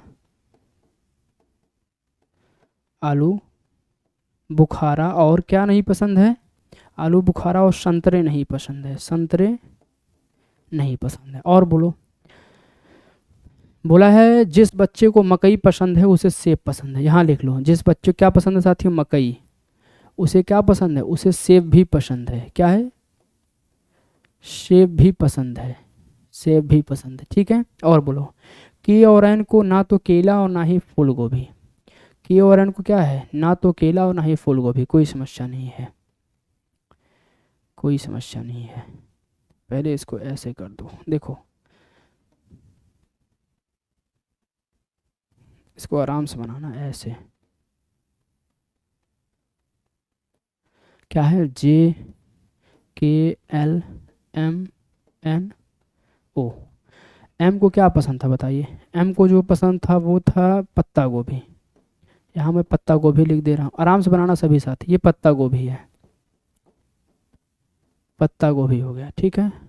जे को संतरे पसंद है और एल को गाजर। जे को क्या पसंद साथी हैं, जे को संतरे पसंद है, जे को संतरे पसंद है। और क्या बोला है, और बोला है और एल को गाजर पसंद है। एल को क्या पसंद है, गाजर, गाजर पसंद है, ठीक है। यहाँ तक बैठ गए। बोला है आम उस बच्चे को पसंद है जो शिमला मिर्च पसंद करता है। आम, आम उस बच्चे को पसंद है जो क्या करता है, शिमला मिर्च पसंद करता है। देखो पूरा आपको बनाना होगा इसको, तभी आप समझ पाएंगे। शिमला मिर्च पसंद है। ओ को पपीता व ककड़ी दोनों पसंद है। ओ को क्या है, ओ को पपीता और ककड़ी, पपीता और ककड़ी क्या है, पपीता भी पसंद है और क्या पसंद है, ककड़ी भी पसंद है, ठीक है। कौन सा फल उस बच्चे को पसंद, इसमें पत्ता गोभी हो, ठीक है। अब देखो, अब यहाँ से बात बनती है। बोला है मकई सेब, जो मकई खाता है उसको सेब पसंद है। बचे कौन से, ये दोनों जगह। और क्या बोला है, बोला है एम को आलू बुखारे और संतरे नहीं पसंद। संतरे तो पहले हो गए हैं, ठीक है। आम जो है, जो आम खाता है वो क्या खाएगा, शिमला मिर्च खाएगा। अब यहाँ से बात बनती है, क्या बनेगा। बोला के और एन को ना तो केले ही पसंद है और ना ही आलू बुखारा। मतलब इसको अगर केला नहीं पसंद है, अगर केला नहीं पसंद है तो इसे क्या पसंद होगा बताइए। अगर इसे केला नहीं पसंद है तो अगर हम इसको दे दें आलू बुखारा, आलू बुखारा, लेकिन क्या है, आम को नहीं पसंद है, संतरा, मकई, मकई वाले क्या पसंद साथियों, सेब पसंद है। फूल गोभी उसे नहीं पसंद है, पत्ता गोभी हो गया। फटाफट देखो आंसर पूरा बढ़िया से बनाना, बहुत साथी इसमें परेशान होते हैं। देखो अगर एक काम करो, अगर मैं यहाँ रख दूँ अगर मैं यहाँ रख दूँ शिमला मिर्च, क्या रख दूँ साथियों, शिमला मिर्च। अगर मैं यहाँ शिमला मिर्च रख दूँ तो क्या हो जाएगा, इसे क्या हो जाएगा, इसे हो जाएगा साथियों आम पसंद हो जाएगा। क्या पसंद हो जाएगा, आम। ठीक है, आम पसंद हो जाएगा। बोला है मकई वालों को क्या पसंद है, सेब। अगर हम मकई को यहाँ रख देंगे तभी तो ये भी सेब पसंद करेगा ना, ये हो जाएगा सेब पसंद कर लेगा। अब देखो, अब एक यहाँ बचा है, दो यहाँ पर खाली स्थान है। उसने एक चीज़ और बोला है एम को आलू बुखारा और संतरे नहीं पसंद। अगर इसे आलू बुखारा नहीं पसंद है तो एम को पत्ता गोभी पहले ही पसंद हो गया, और उसे संतरे नहीं पसंद है। संतरे नहीं पसंद है तो क्या और हो सकता है बताओ ज़रा। और हो सकता है इसके पास सेब भी हो गया केले हैं, केले बचे हैं, केले यहाँ पर हो जाएगा। अगर ओ को पपीता और ककड़ी पसंद है। आम उस बच्चे को पसंद जिसको शिमला पसंद, आम उस बच्चे को जिसको शिमला मिर्च पसंद है। ठीक है, मकई सेब का हो गया। कौन सा बच्चा उस बच्चे को पसंद जिसमें पत्ता गोभी। अब यहाँ देखो एम यहाँ पर है, इसको आलू बुखारा, अगर ये आलू बुखारा नहीं खाना चाहता तो आलू बुखारा ये खाएगा, बिल्कुल खाएगा साथियों, कहीं यही बचा है। अब आलू बुखारा ये हो गया, आलू बुखारा ये हो गया। ठीक है, क्या और कोई बचा है इसमें। अब जे को संतरे पसंद है और एल को गाजर, जे को संतरे पसंद है और एल को गाजर पसंद है। अब इन दोनों में कोई ना कोई बैठेगा। अब देखो, अब यहाँ बैठ गए ना। अगर इसे संतरे नहीं पसंद है, संतरे के अलावा और कौन सा फल है, ये इस फल बताइए ज़रा हमें। अब बोला है कि केले, अगर ये केला खा लेता है, केले इसको दे दीजिए। और क्या बोला है साथियों, और क्या बोला है इसने केले के बाद और क्या बताइए हमें। केले केले इतना ही है। तो पत्ता गोभी उसने बोला है ना, कौन सा उस बच्चे को जो पत्ता गोभी का केला खाएगा। ऑप्शन हमारा ए सही हो जाएगा, A will be the right answer. क्या हो जाएगा, ए हमारा करेक्ट हो जाएगा। आइए अगले प्रश्न चलते हैं। प्रश्न नंबर अगला आप सभी के लिए ये रहा। ऐसे प्रश्न और जो भी आएंगे उसको आप लोग हल करने का प्रयास कीजिएगा। आइए, बोला है ऑड वन आउट, इनमें से अलग कौन सा है। कोट, शर्ट, जैकेट, स्वेटर, कौन सा अलग है, शर्ट अलग हो जाएगा क्योंकि ये सभी क्या ठंडियों में पहने जाते हैं। तो ऑप्शन हमारा बी राइट आंसर हो जाएगा, B will be the right answer. क्या हो जाएगा चीतों, बी करेक्ट आंसर है, B is absolutely right answer. आइए, इसमें पूछा है निम्न चित्रों में से असंबंध, मतलब इनमें से अलग कौन सा है। ये और ये क्या है, ये भौतिक विज्ञान की राशियों का मात्रक है ना, भौतिक विज्ञान का है। लेकिन पी सबसे अलग हो जाएगा। ऑप्शन हमारा क्या हो जाएगा, ऑप्शन हमारा क्या हो जाएगा, पी राइट आंसर है। ठीक है, ये ऑप्शन एरर है साथियों, ऑप्शन एरर है चीतों। ऑप्शन हमारा क्या हो जाएगा, सॉरी ऑप्शन हमारा क्या हो जाएगा, डी करेक्ट आंसर हो जाएगा। डी सही आंसर है। ठीक है ना, क्या हो जाएगा, डी हमारा इस प्रश्न का राइट आंसर हो जाएगा, परफेक्ट हो जाएगा। आइए, बोला है नीचे दिए गए 4 संख्या युग्मों में से 3 किसी तरह से समान होते हैं और एक असंगत है। इनमें से एक अलग कौन सा है बताइए जरा हमें। पता है क्या किया उसने, इसने इसमें क्या किया, 10 का वर्ग करके 1 जोड़ दिया, 3 का वर्ग करके क्या किया, 1 जोड़ दिया, 7 का वर्ग करके 1 जोड़ दिया। लेकिन इसमें ऐसा नहीं है। ऑप्शन हमारा ए सही है, A will be the right answer. ठीक है, आइए अब गर्दा करते हैं, इसको उड़ाते चलेंगे, कोई समस्या नहीं है। आइए प्रश्न पढ़िए। बोला है कितने 3 के तुरंत बाद 3 आता है लेकिन पहले 3 नहीं आता, मतलब 33 होना चाहिए, 3 होना चाहिए। ये गलत है, ये भी क्या है, गलत है, ये भी क्या है, गलत है। यहाँ पर 1 है साथियों। ऐसे कितने हैं, 1 है। Option A will be the right answer. कितने हैं साथियों, 1 हैं, 1 will be the right answer. ठीक है, आइए प्रश्न को पढ़ो क्या होगा। बोला है कि यदि दी गई श्रृंखला के अंतिम आधे भाग को उल्टा पलटने के बाद दाएं से 8वां, काम करो पूरा काउंट करो कितना है, 1 2 3 4 5 6 7 8 9 10 11 12 13 14 15 16 17 18 19 20, पलट दो 10 को। तो 1 2 3 4 5 6 7 8 9 10, इधर से आप काउंट कर लो 8वां, इधर से यहाँ से। तो 1 2 3 4 5 6 7 8, क्या हो जाएगा आंसर हमारा, एफ हो जाएगा, F will be the right answer. ऐसे ही काउंट कर लो, पलट के दाएं से 8वां वही हो जाएगा ना। क्या हो जाएगा साथियों आपका आंसर, एफ हो जाएगा, F will be the right answer. आइए आगे चलते हैं साथियों, प्रश्न नंबर अगला आप सभी के लिए ये रहा। चलिए आंसर बताइए क्या होगा। पूछा है ये वाली आकृति किसमें अंतर्निहित है, सॉरी ये वाली आकृति चीतों, ये वाली आकृति किसमें अंतर्निहित है, यही आप सभी से पूछा है। बताइए जरा। अगर मैं ऑप्शन को देखूं, ये वाला ऑप्शन सही लग रहा है क्या? बिल्कुल साथियों, ऑप्शन हमारा क्या हो जाएगा? बी राइट आंसर है, B will with right answer. क्या हो जाएगा? बी हमारा इस प्रश्न का राइट आंसर है, करेक्ट आंसर है, परफेक्ट आंसर है। आइए आराम से पढ़िए, बस कमेंट पे मत ध्यान दीजिए कि गुरुजी कमेंट आप नहीं देख रहे हैं। कमेंट क्या करोगे देख के, कमेंट क्या करोगे देख के, जरा बताओ हमें। पढ़ने आए हो तो पढ़ो साथियों आराम से। देखो बोला हमें यहाँ 84 लाना, यहाँ 27, यहाँ पर क्या लाना। देखो बढ़िया सा एक लॉजिक चल रहा है इसमें। क्या लॉजिक है देखो, बताओ क्या चल रहा है इसमें। पता क्या किया उसने? 4 गुणा 9 किया, प्लस क्या कर दिया 8, 4 9 या 36, 36 में 8 जोड़े कितना हो जाएगा? 44 हो जाएगा। कितना हो जाएगा? 44 हो जाएगा। ये मेथड है इसमें। उसी प्रकार यहाँ भी देखिए, 3 गुणा 7 किया, प्लस 6 कर दिया, 7 त्रिका 21 में 6 जोड़ेंगे कितना हो जाएगा साथियों? 27 हो जाएगा, 27 हो जाएगा। यहाँ भी वही देखिए, 8 गुणा 2 करके प्लस 4 जोड़ दीजिए, 8 दूना 16, 16 में 4 जुड़े कितना हो जाएगा? 20 हो जाएगा। तो आंसर हमारा कितना आ जाएगा? 20 आ जाएगा। ऑप्शन हमारा सी करेक्ट आंसर है, सी विल विद राइट आंसर, है ना? है कि नहीं मज़ेदार? ये बताओ।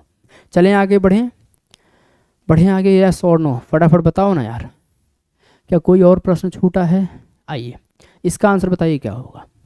बोला है अव्यवस्थित अक्षरों को पुनर्व्यवस्थित कर सार्थक शब्द बनाएं और फिर उनमें से एक अलग छांटें। इनमें से अलग कौन सा, ये पूछा है। देखो अगर मैं बात करूं, सबको आप क्या करिए, एक सार्थक क्रम में बनाइए पहले आप। ये क्या साथियों? रेस्क्यू है। क्या साथियों? रेस्क्यू है। क्या है? रेस्क्यू है ना, रेस्क्यू है। इसके बाद यह क्या है? CIRCLE, सर्कल है साथियों। ये क्या है? इन टॉप है, सॉरी क्या है ये? इन टॉप नहीं, प्रश्न को पहले पूरा पढ़ो। क्या है? पॉइंट है, POINT, पॉइंट है। ये क्या है? ये हेक्सागन है। ये क्या है साथियों? हेक्सागन है, हेक्सागन है। तो इनमें से अलग कौन सा? Rescue, circle, point, hexagon. क्या है? रेस्क्यू सबसे अलग हो जाएगा। ऑप्शन हमारा ए सही हो जाएगा, A will with right answer. क्या हो जाएगा साथियों? ए राइट आंसर। स्पेलिंग देखना, गलत होगा तो सही कर लेना उसको। चलिए और कोई प्रश्न है चीतों तो बताइएगा जरा, उसको भी नज़र मार के ठीक किया जाएगा। आइए आराम से इसको भी लगाया जाए। बोला एक समूह में 5 लड़कियां हैं, के दूसरी सबसे लंबी है, के दूसरी सबसे लंबी, इसमें सबसे लंबी दूसरी है। पी एम से लंबी है, पी क्या साथियों? एम से लंबी है, पी एम से लंबी, ठीक है। एन क्या है? पी से छोटी है।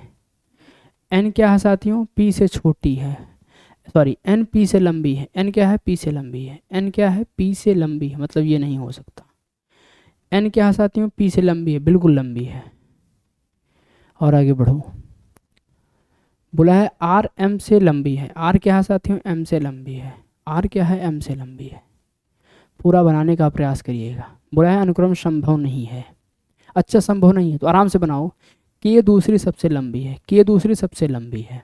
बोला है पी एम से लंबी है, आर एम से लंबी है, एन पी से लंबी है। उनकी ऊंचाइयों के संदर्भ में निम्नलिखित में से कौन सा अनुक्रम संभव नहीं है? बोला है पी एम से लंबी है, आर एम से लंबी है, एन क्या है? पी से लंबी है। उनकी ऊंचाइयों के, देखिए आराम से बनाइए। के दूसरी सबसे लंबी हो गई, ठीक है। पी क्या है साथियों? पी जो है वो एम से लंबी है। आर पी एम से लंबी है, आर जो है वो एम से लंबी है। आर जो है वो क्या है? वो एम से लंबी है और एम पी से लंबी है। बताइए ऑप्शन हमारा कौन सा? ये ऐसी है जो नहीं हो सकती है। और सभी देखिए आप देख सकते हैं, लेकिन इसमें आप क्या करेंगे? बोला है अनुक्रम संभव नहीं है। अब जब संभव नहीं है तो ऑप्शन बी को पकड़िए। बी है ऐसा है जो अनुक्रम क्या है? संभव नहीं है। तो ऑप्शन बी आपका राइट हो जाएगा, B will with right answer. चलिए आगे चलते हैं चित्तों अगले प्रश्न की ओर। प्रश्न नंबर अगला आप सभी के लिए, अगला प्रश्न ये रहा। देखिए और कोई प्रश्न हो, इधर तो नहीं है। चलिए आइए देखिए। बोला है कि दोस्तों का एक समूह इस प्रकार व्यवस्था में बैठा गया कि अष्टभुजा, अष्टभुजा है ना, अष्टभुजा कैसे होगा, अष्टभुजा ऐसे होगा ना, एक हो गया, दो हो गया, तीन, ऐसे हो जाएगा ना, कहेंगे बिल्कुल गुरुजी ऐसे ही हो जाएगा। ये बैठ गए 8 व्यक्ति, 1 2 3 4 5 6 7 8, आठों के आठों बैठाओ अब आराम से यहाँ पर, आठों के आठों को बैठाओ सभी लोग। चलिए आइए, अब यहाँ से खेला स्टार्ट है, आप सभी का बैठाइए। ये सभी क्या है, सेंटर पे है, और इनका मुंह कहाँ है, अंदर की तरफ है कि बाहर की तरफ, ये पहले पढ़ो पूरा। बोला क्या, सभी केंद्र की ओर, ठीक है। बोला है मेघा राधा के विकर्णवश सामने है। अगर हम एक बात बताओ, अगर हम राधा को यहाँ बैठा दे तो मेघा यहाँ चली जाएगी ना, कहेंगे बिल्कुल चली जाएगी गुरुजी, सामने बैठी है। मेघा क्या है, मेधा जो है वो सीमा के बाएं बैठी है। मेधा कहाँ बैठी है, सीमा के बाएं, मतलब सीमा यहाँ हो जाएगी तो वो इसकी लेफ्ट हो जाएगी। रमन, रमन सीमा के बगल बैठे, रमन कहाँ साथियों, सीमा के बगल और गोविंद के सामने। तो मगन क्या नाम है उसका, रमन, रमन यहाँ पर ही होगा क्योंकि इधर क्या है, वो इधर मेधा बैठी है। और क्या बोला है, गोविंद के सामने, गोविंद के सामने कौन है साथियों, गोविंद के सामने, ठीक है, तो ये इसके सामने हो जाएगा, है यही तो होगा क्योंकि यही तो इसके सामने हो जाएगा चीतों। चलिए और आगे बढ़ते हैं। बोला है सीमा के सामने, सीमा के बगल और गोविंद के सामने बैठा है। रमन सीमा के बगल और गोविंद के सामने, गोविंद चंद्रा के दाएं ओर बैठी है। आराम से बनाना साथियों, अगर हम यहाँ इसको बैठा दें तो गोविंद यहाँ पर हो जाएगा, ये इसके सामने हो गया, ठीक है, ठीक है, बहुत बढ़िया। बोला है कि गोविंद चंद्रा के दाएं ओर, गोविंद कहाँ साथियों, चंद्रा के दाएं, मतलब सी के दाएं ओर बैठी है।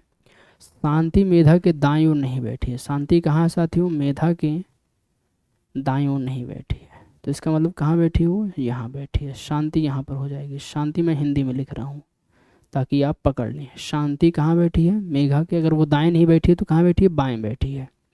किंतु शशि के सामने बैठी है, कहाँ बैठी है वो, शशि के सामने। किंतु शशि के सामने, चंद्रा के सामने कौन बैठी है बताइए जरा हमें, चंद्रा के सामने उसने बोला है कि अच्छा अच्छा ठीक है, बहुत बढ़िया, शांति यहाँ नहीं आई क्योंकि उसने बोला है कि वो उसके दाएं नहीं बैठी है, तो यहाँ क्या आ जाएगी, यहाँ शांति आ जाएंगी और शशि यहाँ पर हो जाएगा। तो पूरा प्रश्न आपका बन गया है, पूरा प्रश्न बन गया। अब आप आंसर बताइए, चंद्रा के सामने कौन बैठा है, बताओ। सभी को आंसर करना है, किसी का आंसर गलत नहीं आना चाहिए। फटाफट सोचो, आंसर बताओ क्या होगा चीतों, फटाफट लगाओ, सभी साथी सोचो आंसर क्या होगा बताना।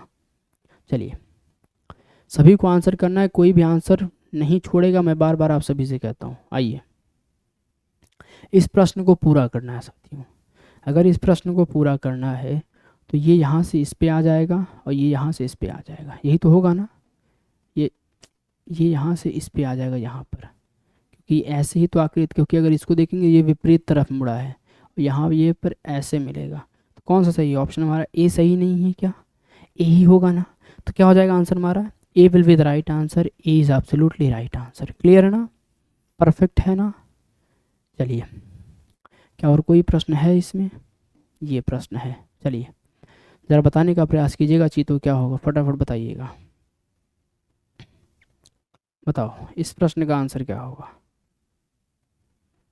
1 8 5, 1 8 5 बिल्कुल सही है, 1 8 5 हो रहा है। बोला है 1 2, ये नहीं हो सकता, 1 8 5 है, 1 8 5 1 2 नहीं हो सकता। आगे बढ़ो, 6 7 3, 6 7 3 बिल्कुल ये भी सही है, 6 7 3 भी बन रहा है, 6 7 3 4 2, 4 यहाँ पर है साथियों, 4 2 4 2 4 2 क्या हो जाएगा, 4 2 7, 4 2 9 बिल्कुल सही है, क्योंकि अलग अलग आकृतियाँ, 4 2 7, तो ऑप्शन हमारा ए सही हो जाएगा, ए राइट आंसर है चीतों, A will be the right answer. Clear है, तो चलिए ठीक है, आज के लिए इतना ही, मिलते हैं साथियों। ये आप सभी के लिए क्या रहेगा चीतों, HW रहेगा, और जो भी आपको PDF प्रोवाइड होगी उस पर जो भी क्वेश्चन छूटा है, मैंने जो बताया उसके अलावा जो भी छूटा है लगाने का प्रयास कीजिएगा, नहीं होता तो आप हमसे बताइएगा। आज के लिए इतना ही, मिलते हैं फिर, तब तक के लिए जय हिंद जय भारत साथियों।